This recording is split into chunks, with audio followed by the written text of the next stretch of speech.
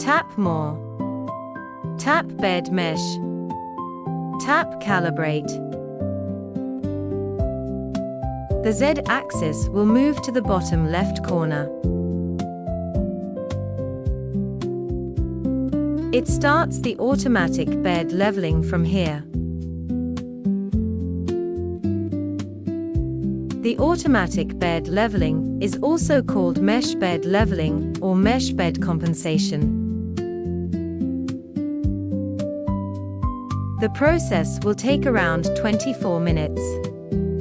The Z-axis stops at the top left corner after 24 minutes. Tap Continue to save the configuration. The automatic bed leveling has been completed now. We don't need to make the automatic bed leveling again until we move the glass next time.